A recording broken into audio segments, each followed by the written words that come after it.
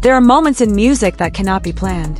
They cannot be manufactured, and they cannot be replicated in exactly the same way twice. Moments when two creative minds walk into the same room, and something that has never existed before suddenly becomes real.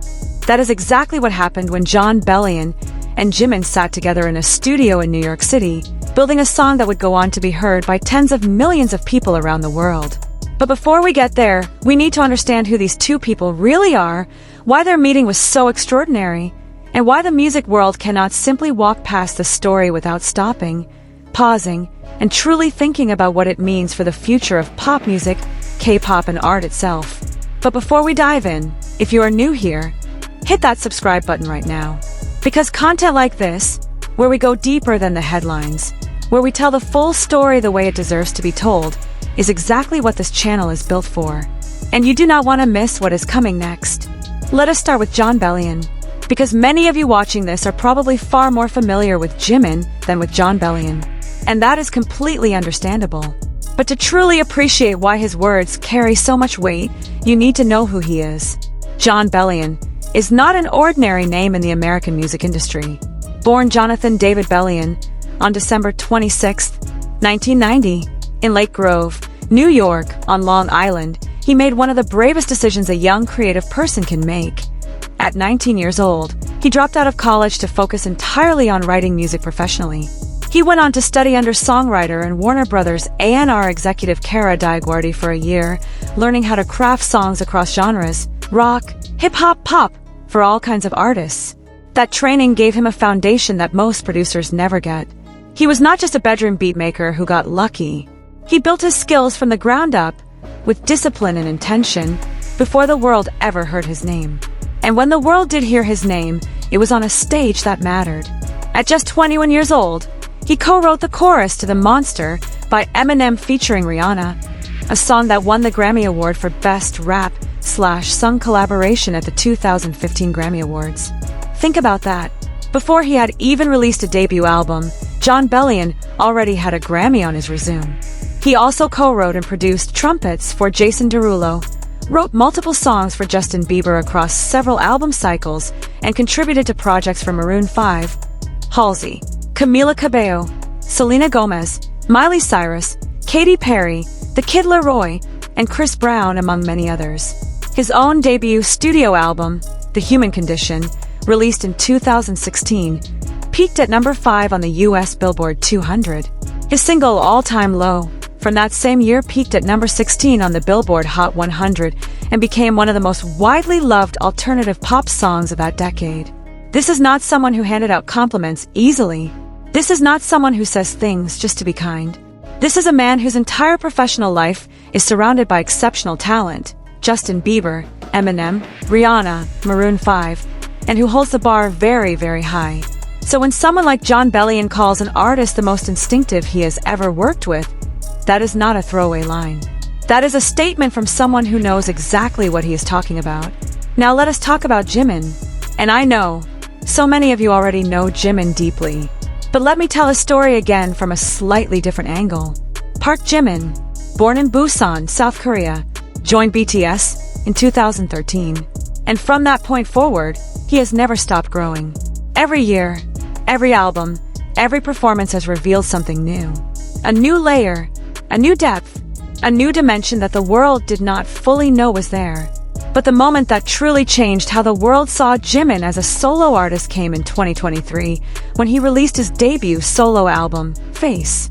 Inside that album was a song called Like Crazy, and that song did something no K-pop solo artist had ever done before. It debuted at number 1 on the Billboard Hot 100, number 1 on the most prestigious singles chart in the world, without featuring a Western artist, without a manufactured viral moment. Just Jimin, his music, and millions of people who felt something real when they heard it. That was not an accident. That was the result of years of relentless work, tens of thousands of hours of training, and an artistic conviction that simply cannot be faked. But here is what makes Jimin truly different from most artists at that level. He did not stop there. When most people would be celebrating, resting, enjoying what they had built, Jimin was already preparing something more ambitious, something more mature, something more complex, his second solo album, Muse, released on July 19, 2024. And for that album, Jimin made a decision that on the surface might have surprised some people. He brought in Jon Bellion to produce the lead single. Why Jon Bellion? Why not stay within the world of Korean producers he already trusted? Why reach across the ocean to someone from a completely different musical background? Because Jimin knew exactly what he wanted. He had a sound in his head, a feeling he needed to translate into music, and he understood that finding the right collaborator for that specific vision was more important than staying comfortable. And every path he explored kept leading back to the same name, Jon Bellion. What happened when they finally got into the studio together is something that has since been discussed openly by the people who were actually in the room. And we know the details because producer Dog and GHSDLOP, two of the most trusted and consistent figures in Jimin's musical world, spoke about it. According to those accounts, Who was actually the hardest song on the entire Muse album to finish. They tried many different approaches before it finally came together.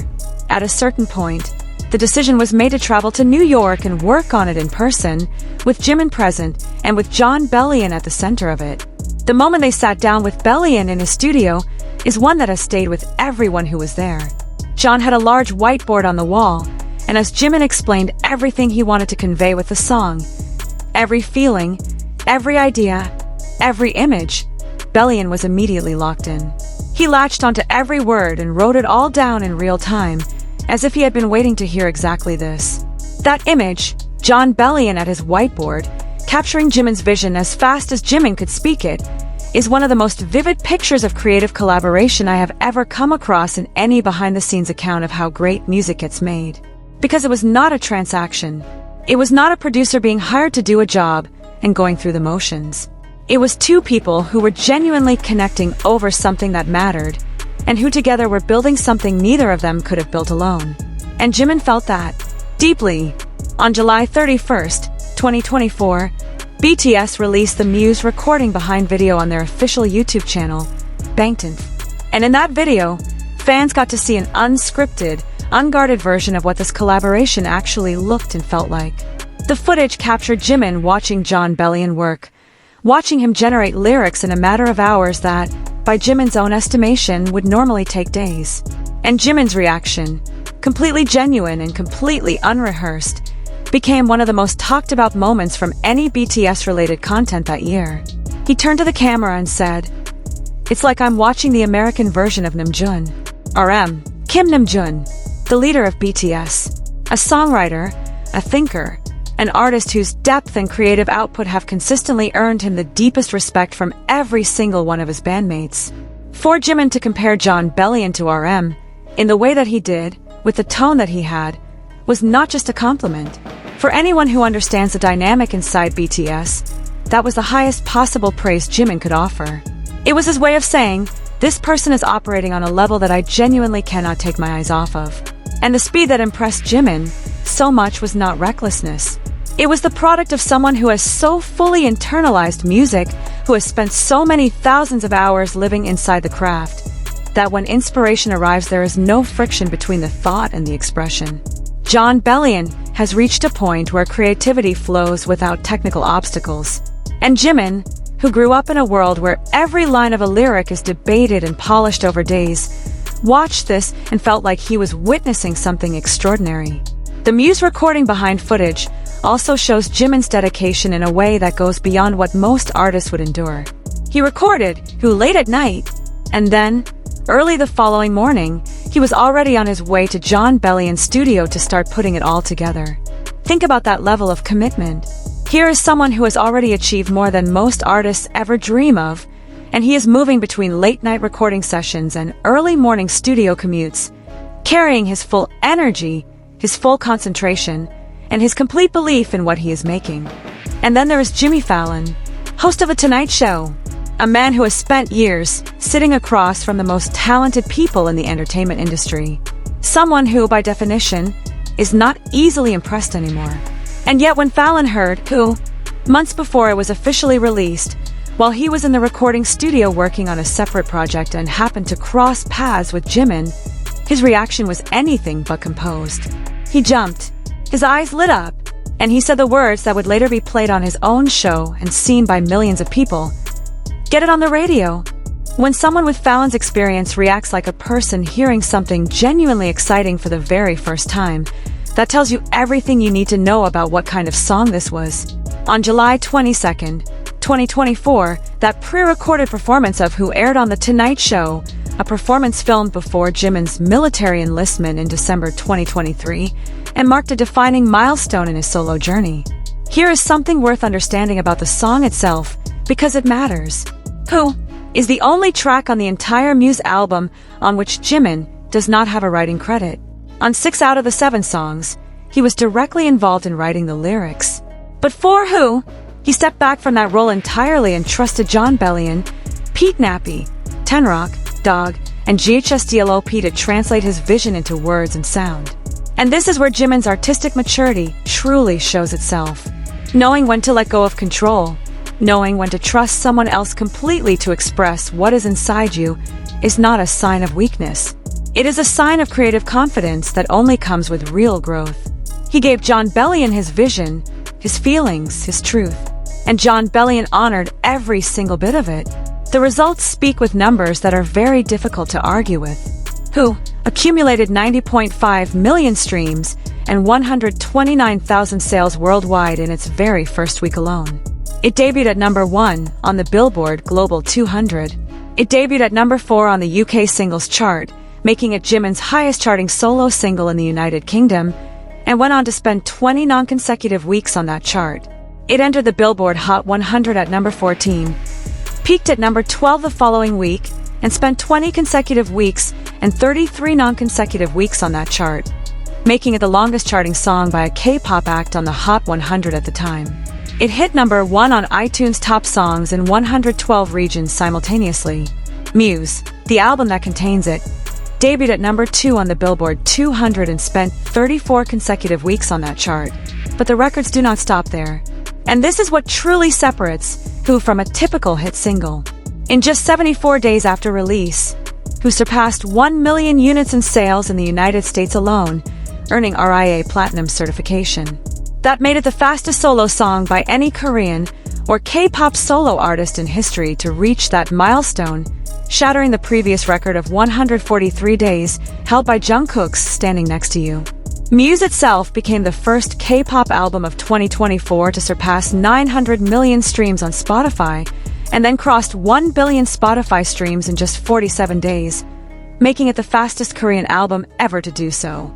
Jimin also surpassed 10 billion total audio-on-demand streams globally, becoming only the second K-pop solo artist in history to reach that number. On the Billboard Canadian Hot 100, Who spent 20 weeks on the chart, tying PSY's Gangnam Style as the only K-pop solo songs to achieve that feat since 2012. These numbers are not the results of algorithmic manipulation or coordinated fan streaming campaigns alone. They are the results of a song that genuinely connected with people across continents, across languages, across cultures, and kept them coming back week after week after week.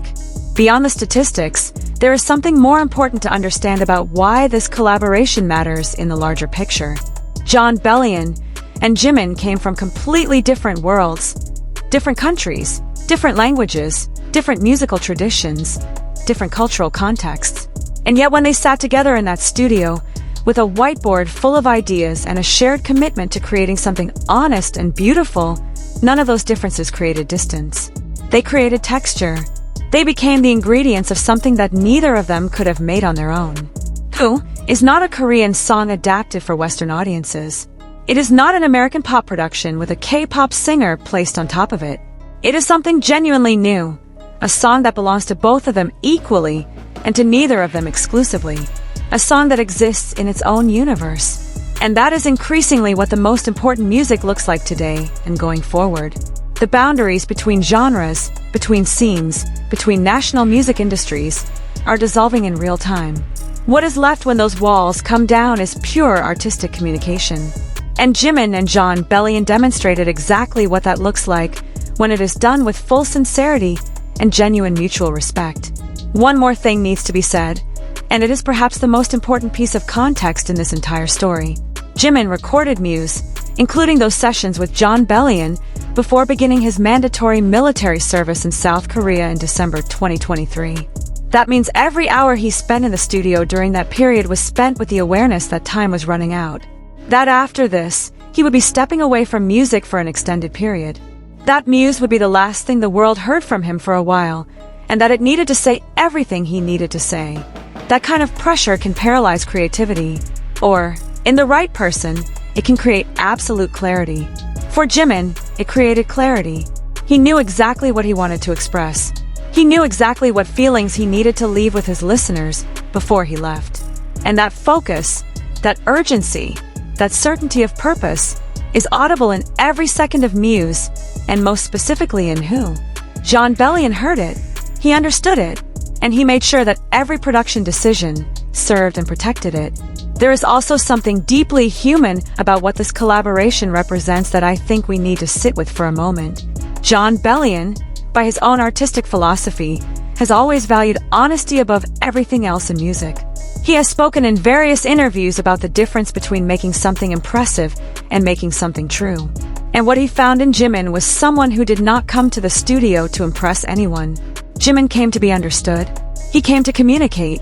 And that fundamental alignment and purpose, both of them caring more about truth than about spectacle, is what gave Who the emotional weight that made strangers in countries they had never visited press repeat on a song they first heard at midnight, alone in their room, and feel like someone had finally said something they had needed to hear for a long time.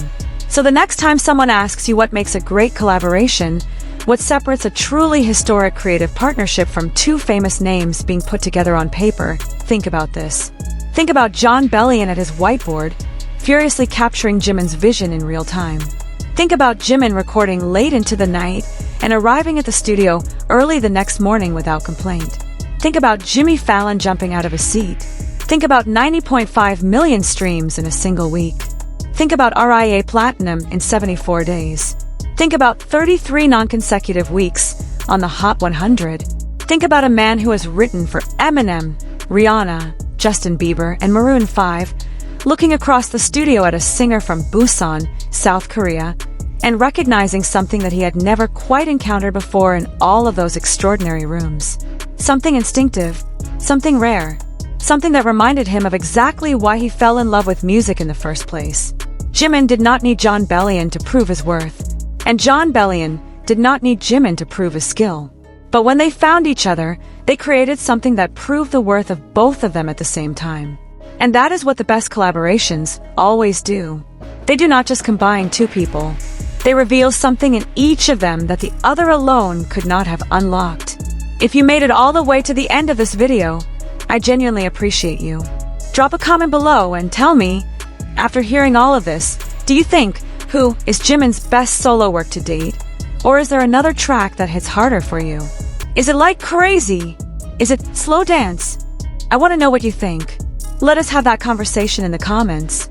And if you have not subscribed yet, now is the time. Turn on notifications, because we are not done telling stories like this one. See you in the next video.